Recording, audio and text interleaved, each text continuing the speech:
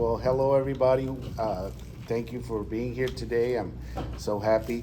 I myself was at the Rotary House shelter there at 6th and Crocker before the Weingard Center.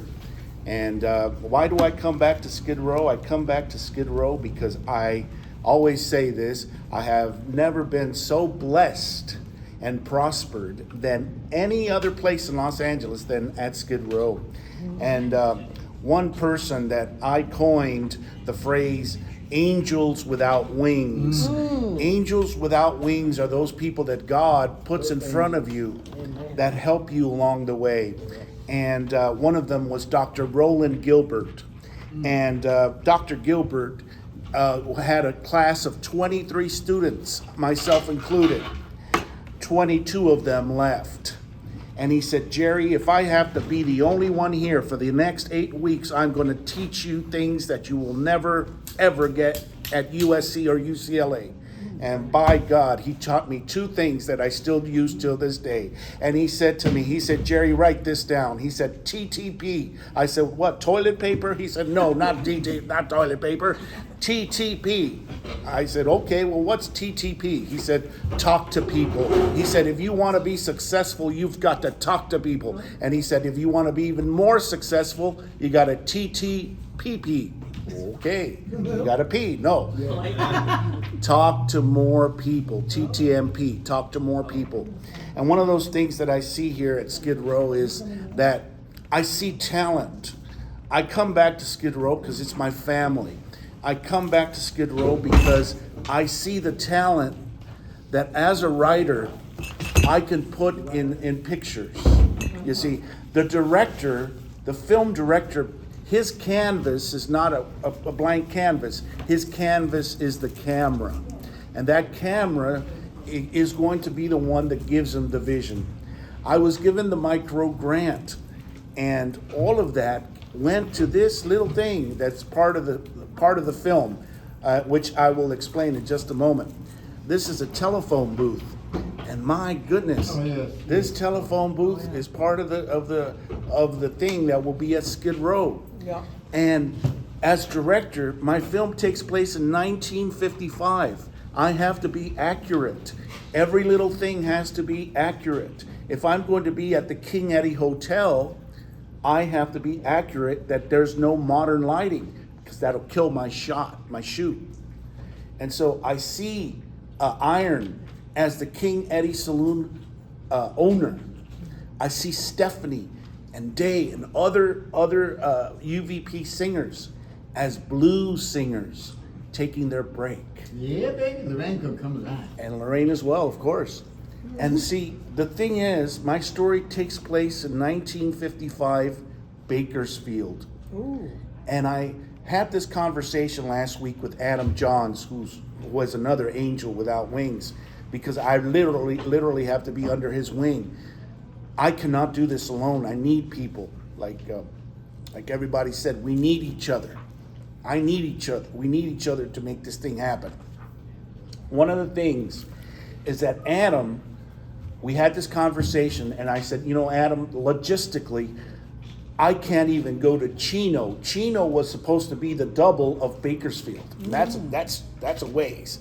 And I said, is there a way that we can do this without having to go to Bakersfield or Chino? Right. Why Chino or Bakersfield? The main character, she's 18 to 35.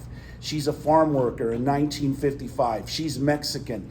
She does not have any right to any dreams. Her goal by her father and her mother and her family, go pick the cotton, go pick the apples, and go be quiet, and you do not have any dreams. Now go over there and help your father.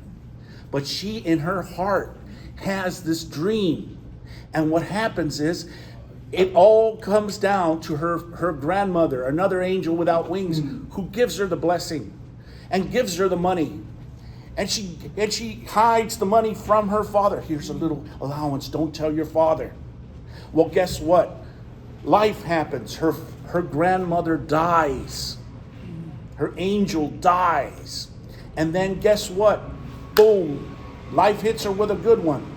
The doctor says, your daughter is coughing blood because she has a lung cancer because she's been exposed to picking cotton, and so the field mouse gave her a lung cancer.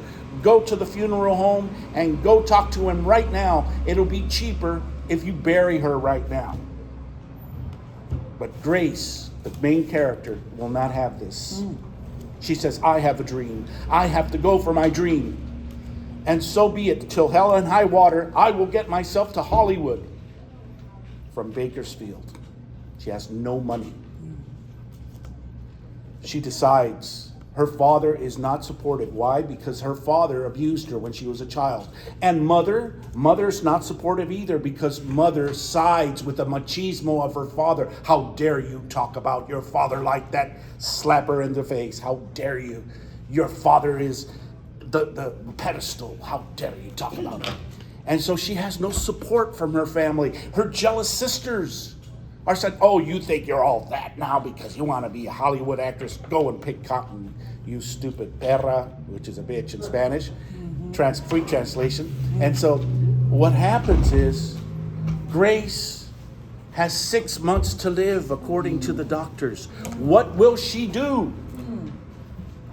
Will she feel sorry for herself and stay in Bakersfield? Or will she get all the allowance that her grandmother gave her in this little cookie jar and take that Greyhound from Bakersfield to 6th and Los Angeles, where the old Greyhound station was? And in it, this is where it all culminates. She's a very big Marilyn Monroe fan. She has pictures of Marilyn all over her wall.